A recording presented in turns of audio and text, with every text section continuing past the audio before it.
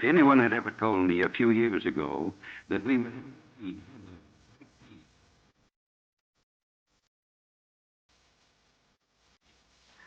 In the middle of the 20th century, in the United States of America, hundreds and hundreds of teenage boys and girls are becoming hopeless dope addicts every year.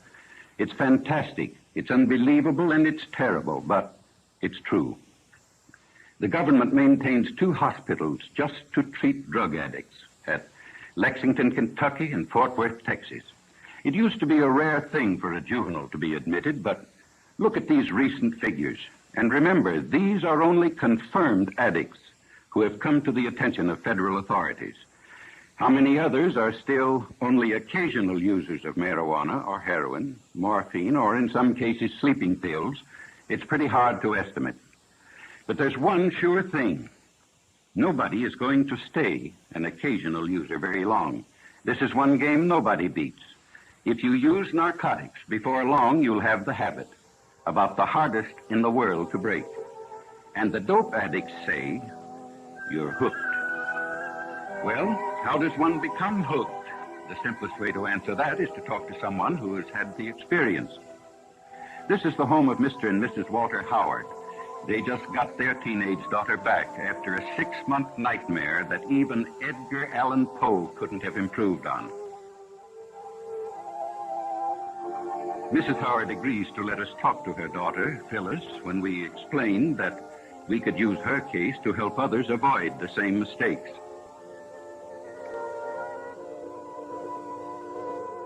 This is Phyllis as she looked 6 months ago, a senior in high school, pretty as a picture. Just recently, she was released from the narcotic ward at the county jail in the custody of her parents. It's hard to believe that this girl is the same as the one in the picture, but it doesn't take long for the drug habit to make anyone over.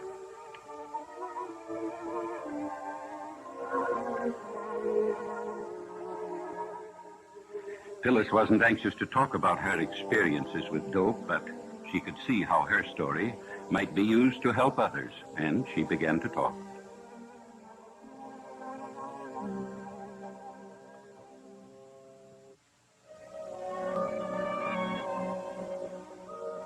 I guess I knew about reefers. That's marijuana, ever since junior high. Some of the boys smoked them, the ones who couldn't get along, who were afraid of everything.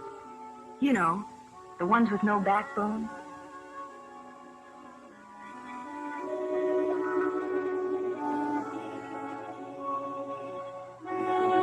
In high school, my girlfriend Ann and I went around with Jim and Bob. They both smoked pot. That's jive talk for marijuana. And after a while, Ann and I got so that we did, too.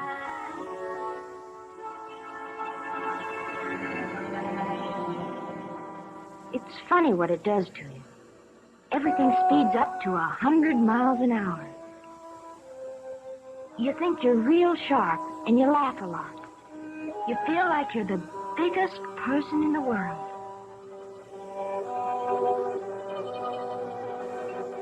But I didn't feel so good when I came home high that night. My dad knew something was wrong, but he didn't know what. Mother was sure her daughter would never do anything bad. I'd been smoking pot for quite a while before I met Chuck. I guess he was what the newspapers call a peddler. He supplied the kids at school with whatever they wanted. Most of them used reefers like us, but some liked stronger things. There was something intriguing and different about Chuck. I guess I appealed to him in some way, too. Anyway, I found out later what it was about him. He had the heroin habit. He was hooked. Chuck and I started running around together, and one night he asked me up to his place. I knew by now he started peddling after he got the habit, so he could get H for himself. He needed a lot because he had a big habit. You know something about hypes? They're like a disease.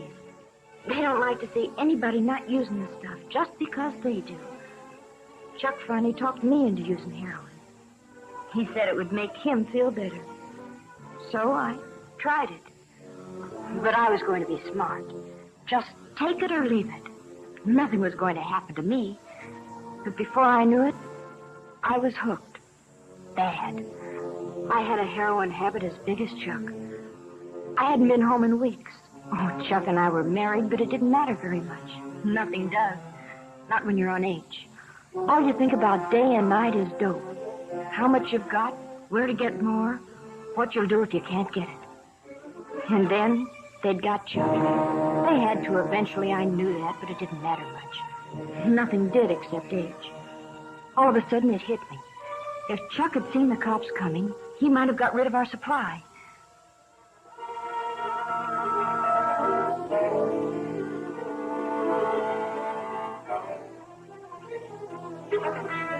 That's what happened. Chuck got rid of everything.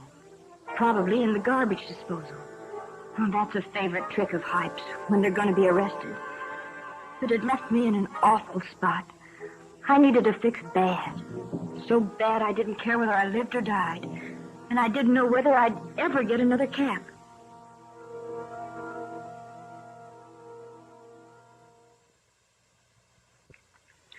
In the meantime, Phyllis's parents had nearly gone crazy. They hadn't seen or heard from their daughter in months. Mr. Howard checked every newspaper story that might by any remote chance have to do with Phyllis. But gradually their hopes died. They were almost convinced she was dead. But I wasn't dead. I tried once to kick off the habit, but I was too far gone. You know, the police say, find a heroin addict and you find a criminal, and that's just about it. If you're hooked bad, it costs about $30 a day for each. Boys get the money by stealing or swiping car parts, maybe by holdups. Girls take up street walking or do what I did, become peddlers themselves. When Chuck went to jail, I used his contacts and peddled dope myself. Sure, I knew it was wrong, but when you're hooked, you can't help yourself. They got me eventually, too, just like they did Chuck. And when I was arrested, I was almost glad. I told them I wanted help. I wanted to try and kick it off. Oh, it was horrible. 5 days, and I didn't care whether I lived or died. It feels like your skin is being torn right off you, and then you ache all over and get sick and you can't breathe. Your nose runs and you have a high fever, and then you pass out, but when you wake up, it starts all over again. 5 days. But I was lucky. I kicked it off, and I've never used dope since. Maybe what happened to me will keep it from happening to somebody else. Oh, I don't even want to talk about it. And all I hope is that someday I can forget it. Well, that's Phyllis's story. In the United States of America, 20th century. Unbelievable, isn't it, that such things can happen? Phyllis's case is typical. Most teenagers start off with marijuana. Then they decide to see if heroin has any kick. It does. Sometimes it only takes a few days to find out they can't leave it alone. In order to get money to buy it, they turn to crime. And that's the story. There are practically no happy endings when you fool with drugs. Doctors say restoring an addict to normal life is about the toughest thing in medicine. Well, what's the answer? Enforcement? Yes, that's one of them, certainly. In the Far East a few years back, they were lining up dope peddlers and shooting them in the back of the head. But it didn't stop addiction. It just made it harder for victims to get the stuff. No, the answer is a simple one. Just use your head. Leave narcotics absolutely alone. Remember what happened to Phyllis and others like her. Talk it over with your parents or school counselor, somebody you have confidence in. Some say the Reds are promoting dope traffic in the United States to undermine national morale.